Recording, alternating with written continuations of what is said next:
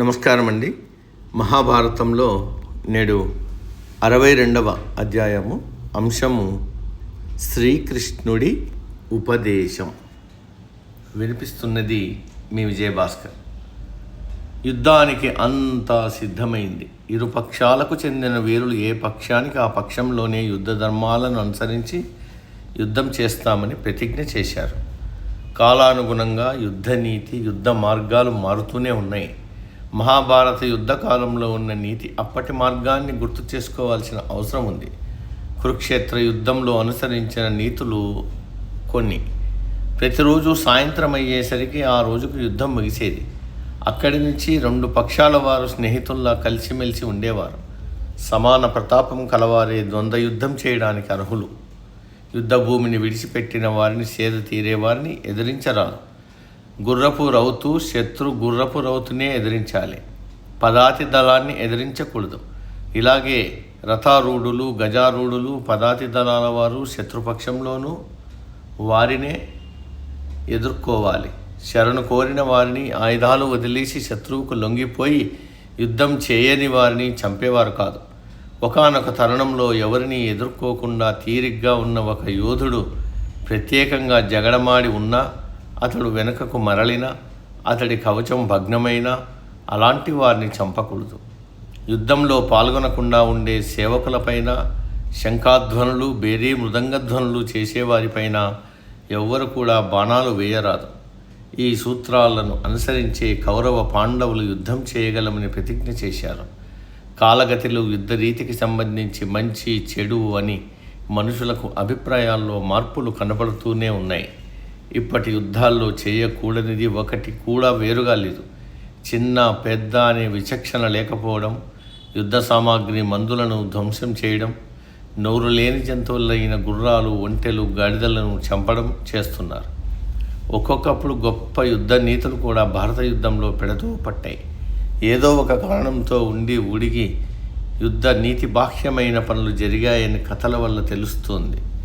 మొత్తంగా యుద్ధ ధర్మం, నీతి వీటిని అనుసరించే ఇరుపక్షాల వారు యుద్ధం చేశారనవచ్చు.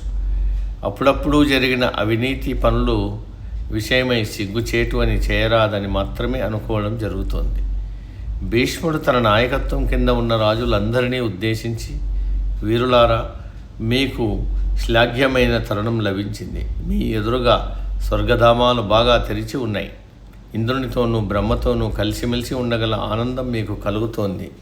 మీ పూర్వులు వెళ్ళిన మార్గంలోనే మీరు క్షత్రియ ధర్మాన్ని నిలపండి. ఆనందంతో యుద్ధం చేసి కీర్తి, గొప్పతనం సంపాదించండి.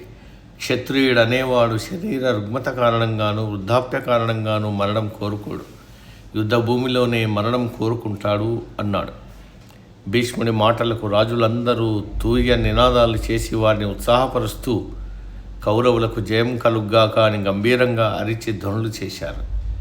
భీష్ముడి పతాకంపై తాటి చెట్టు, 5 నక్షత్రాలు మెరుస్తున్నాయి. అశ్వత్థామ పతాకంపై సింహచిహ్నం, ద్రోణుడి బంగారు రంగు పతాకంపై ఋషికమండలం, బాణం చిహ్నాలు మెరుస్తున్నాయి.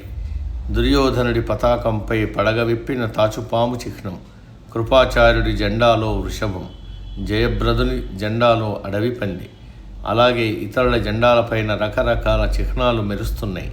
ఇలా యుద్ధ భూమి అంతా గొప్ప పతాక ప్రదర్శనతో అలంకరించబడి ఉంది. కౌరవ సైన్యమంతా యుద్ధ సన్నద్ధమై ఉండడం చూసి యుధిష్ఠిరుడు అర్జునుడితో, శత్రు సైన్యం చాలా పెద్దగా, మన సైన్యం చాలా తక్కువగా ఉంది. మన ప్రయత్నమంతా సైన్యాన్ని కూడదీయడంలోనే ఉండాలి. మన సైన్యాన్ని ఏ పరిస్థితుల్లోనూ చెదరగొట్టవద్దు. మన సైన్యాన్ని చూసి వ్యూహరచన చేయగలవు అని అన్నాడు. ఉభయపక్షాలు సైనికుల్ని ఏర్పాటు చేసిన తర్వాత ఒకరినొకరు చంపుకోవడానికి చేరిన వారందరినీ చూసి అర్జునుడు తన మనసులో ఆందోళన చెందాడు.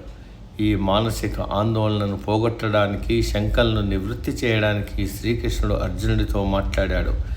ఆ తరుణంలో కృష్ణుడు ఆదేశించిన, వ్యక్తపరిచిన, ఉపదేశించిన వాక్యాలు భగవంతునిచే పలుకబడినవని భావించాడు.